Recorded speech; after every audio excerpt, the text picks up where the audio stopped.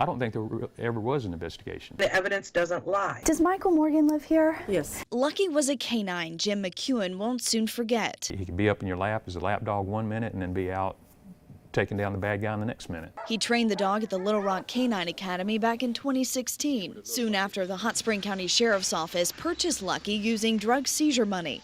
Newly elected Sheriff Mike Cash ended the canine program, but Lucky stayed with the department. Without a trained handler, the Sheriff's Office put Lucky in the care of Deputy Michael Morgan, and by the end of July, Lucky was dead. And they were hoping it was just going to go away. Well, it didn't. Dr. Linda Miola with the State Veterinary Lab performed the necropsy. It's an autopsy for animals. Her initial report states Lucky died from blunt force trauma.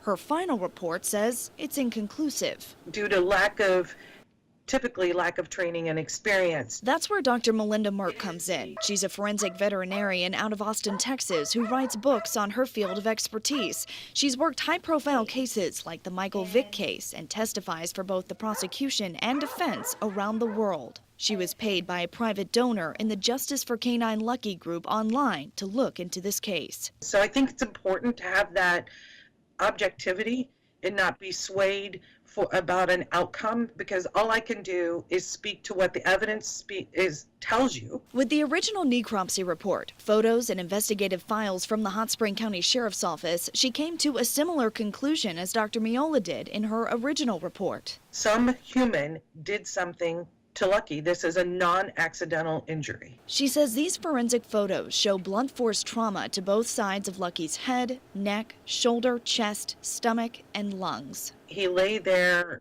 slowly losing the ability to breathe. In an audio recording by the Hot Spring County Sheriff's Office, Morgan says he told his supervisor he would be going out of town that weekend and asked what to do with Lucky. The supervisor said to leave him outside with water. According to the incident reports, Lucky was found by Morgan's mother late Sunday afternoon.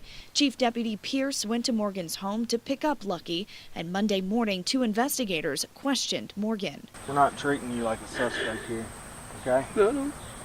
But the dog was shot, and we need to know who done it. While the case is closed, it's not solved. I reached out to Sheriff Mike Cash, never heard back from him.